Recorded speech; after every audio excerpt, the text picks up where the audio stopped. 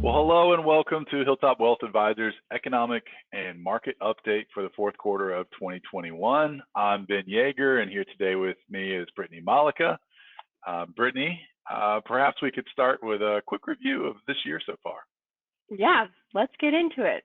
So over the past quarter, we saw continued global economic expansion, but it was certainly a more volatile few months, and we ultimately saw muted returns for many asset classes, and there's a few factors at play here.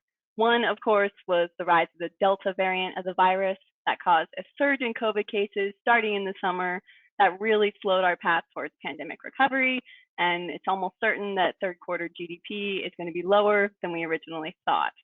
Fortunately, though, cases are in the decline, and things seem to be headed in the right direction on that front. Related to the pandemic, though, we also saw continued supply chain disruptions. This really cut into consumer and business spending.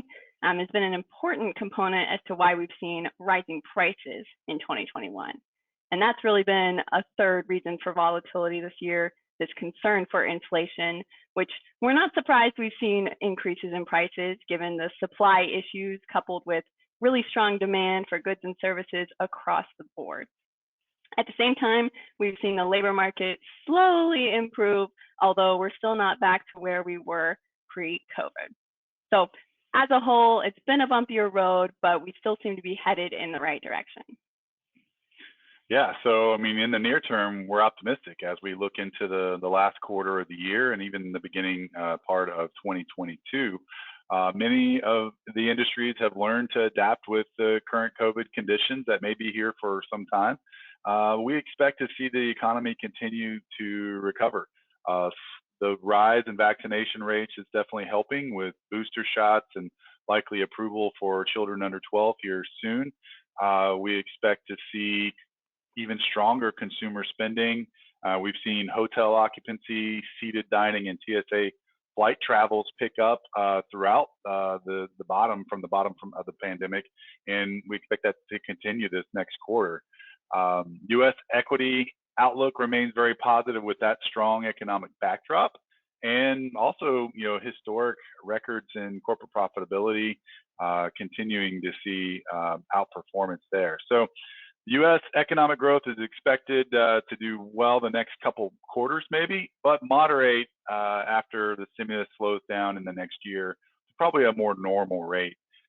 Valuations overseas are a little better than they are here in the U.S., so that's an area that we have our eye on as well. And it can take some time for that to come to fruition within equity prices, but we're definitely seeing some opportunities even with the backdrop here. So that's a lot of optimism, and we want to talk a little bit about the risks. Maybe Brittany could cover a few of those items. Yeah, so we'd say many of the same risks still exist, such as virus variants, geopolitical concerns, the slowing of growth in China, but there's two in particular that certainly might move the market in the coming months. The first is continued inflation. And like we said, it makes sense that we've seen higher prices, and we still do think that this inflation is going to be temporary or more episodic, so it's driven by the supply and demand issues, but it could have longer term repercussions. Higher input prices for manufacturing, higher prices can also lead to businesses having to raise wages for workers, both of which those things can really cut into business profits in the long run. Now, if inflation remains elevated, it's likely that the Federal Reserve will start to tighten monetary policy sooner rather than later.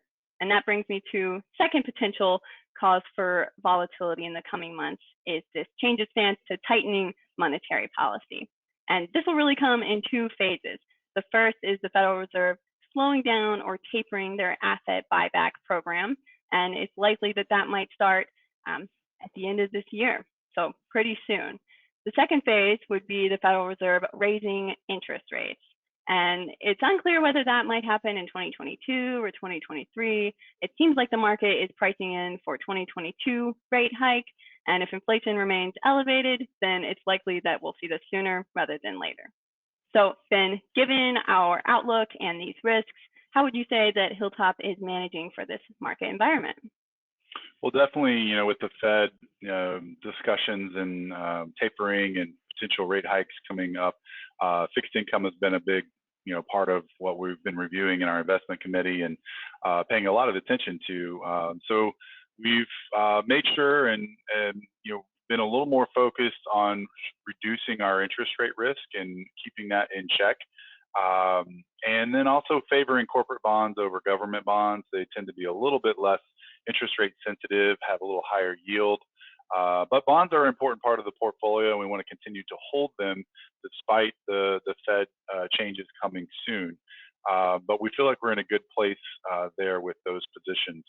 Equities, we're maintaining our allocation to international equity. As I mentioned earlier, there may be some opportunities there. Definitely valuations are showing that.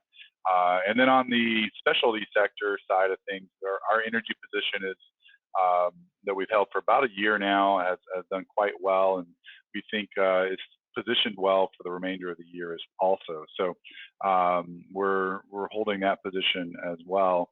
But overall, the main point is we want to be very diversified with the portfolio. It's hard to predict, where things are going.